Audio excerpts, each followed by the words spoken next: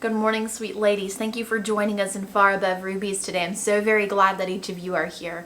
We have been walking through 4 topical studies this month. Right now, we are focused on the Beatitudes. Some know it as the Sermon on the Mount. Your base passage for this topical study is Matthew chapter 5, verses 3 through 10. And today we are going to take a look at Matthew chapter 5, verse 6.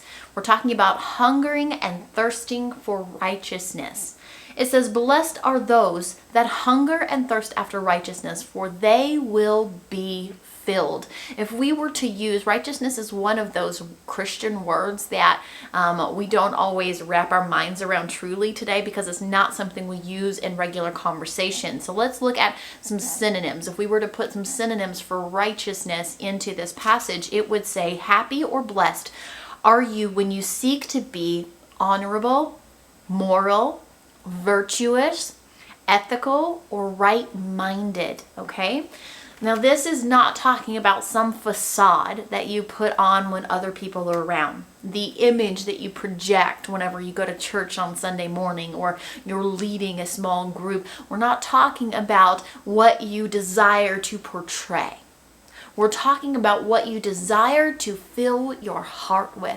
Hungering and thirsting after something. When you're hungry, really hungry, when you're thirsty, you feel it down deep inside. It affects every part of your being when you are hungry or thirsty, when it's real, when it's not shallow, when it's not, I could eat. No, when you're hungry, you need to eat now. You need to have it. When you're truly hungry, nothing will stand between you and getting to where you need to be fed and filled, okay?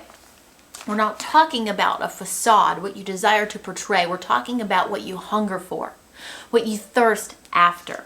What does the scripture say your reward will be if you hunger and thirst after righteousness, or being honorable, being moral, being virtuous, being ethical, being right-minded? It says you will be filled.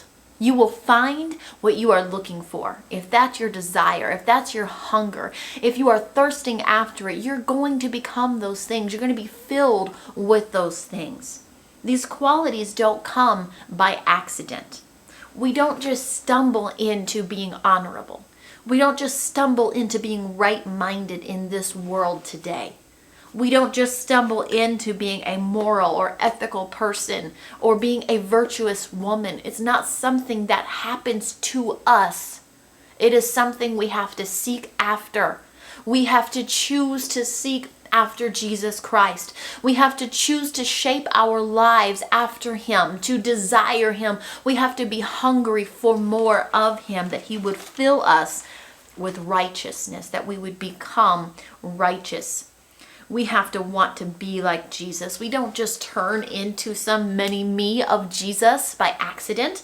We don't turn into a mini-me of Jesus by scrubbing enough church toilets or by teaching enough Sunday school classes or singing enough solos in the choir. We don't become like Jesus by doing those things. Those things are a result, a product of becoming like Jesus.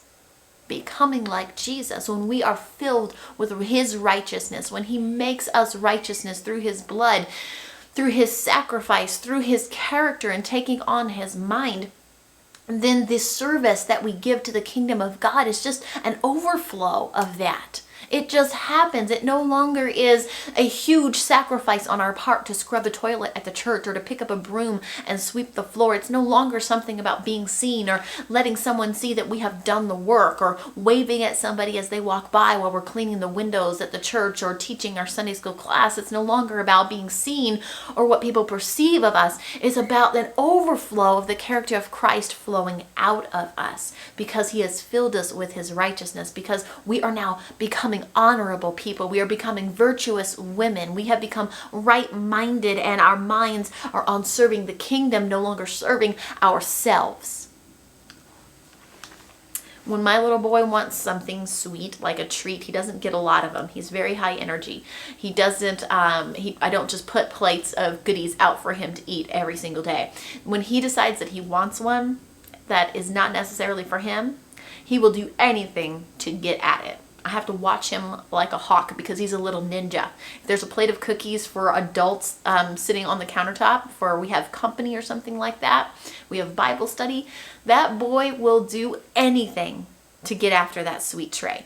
He will sneak, he will climb, he will overcome any mountain or obstacle, and he will snatch it, and he will run like the devil himself is chasing him, okay? He probably thinks mommy is the devil himself at that point. My point is that when we desire hunger, and when we hunger and thirst after righteousness, when we hunger and thirst to be honorable and ethical and virtuous and right-minded, then we are going to find it. We are going to seek after it so hard that nothing is going to stop us from getting there. Just like my little boy who won't let anything stand in the way of that cookie sitting on the counter. So we're going to say none of this distraction in my life is going to stop me from getting to the things of God.